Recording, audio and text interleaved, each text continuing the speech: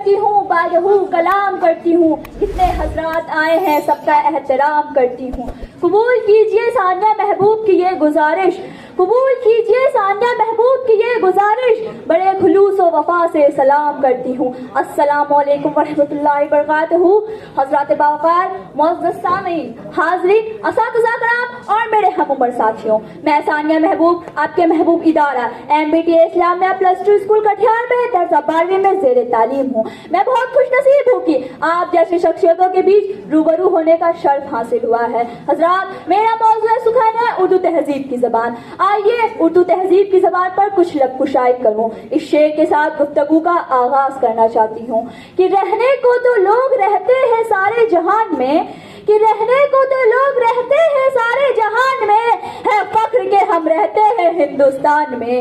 جو بولتے ہیں جانتے ہیں اس کا ذائقہ، جو بولتے ہیں جانتے ہیں اس کا ذائقہ، کتنی مٹھاس ہے بھری اردو زبان میں۔ اردو زبان برصغیر خصوصاً ہند پاک میں بولی جانے والی اہم ترین زبانوں میں سے ایک ہے۔ اپنی مٹھاس کے سبب برصغیر کے علاوہ بھی دیگر ممالک کے چند خطوں میں اس کی آن بان اور شان ہے۔ حضرات، اردو محض زبان ہی نہیں بلکہ گنگا جمنی تہذیب کی بھی ایک علامت ہے۔ ہندوستان میں دو زبان اردو اور ہندی سب سے زیادہ بولی اور سمجھے جانے والی زبان ہے، اسی لیے تو ان دونوں زبانوں کو 2 صدی پہلے بھی کہا جاتا ہے۔ معروف شاعر محترم منور رانا نے ان دونوں زبانوں کو رشتہ بناتے ہوئے کہا تھا کہ لپٹ جاتا ہوں ماں سے اور موسی مسکراتی ہے، کہ لپٹ جاتا ہوں ماں سے اور موسی مسکراتی ہے، میں اردو میں غزل کہتا ہوں تو ہندی مسکراتی ہے۔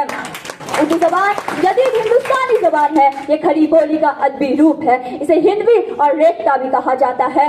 کھڑی بولی کا علاقہ دہلی، میرٹھ اور روہیل کھنڈ ڈویژن پر مشتمل ہے۔ دھریندر ورما نے بھی یہ تسلیم کیا ہے کہ تاریخی نقطۂ نظر سے ہندی کے بنسبت اردو کا چلن بہت پہلے ہونے لگا تھا۔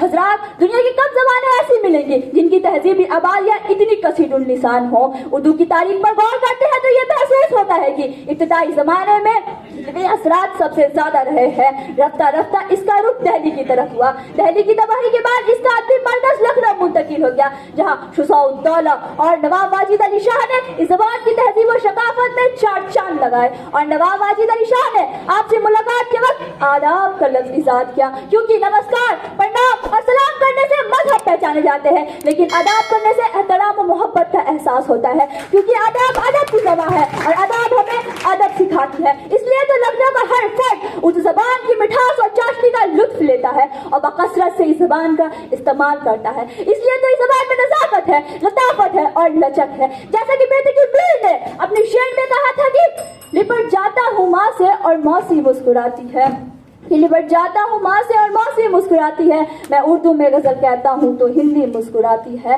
نازکی ان کے لب کی کیا کہیے، پنکھڑی ایک گلاب کی سی ہے، کہ نازکی ان کے لب کی کیا کہیے، پنکھڑی ایک گلاب کی سی ہے۔ نازکی ختم ہے ان پر تو یہ فرماتے ہیں، نازکی ختم ہے ان پر تو یہ فرماتے ہیں، فرش مخمل پر میرے پاؤں چھلے جاتے ہیں۔ السلام علیکم۔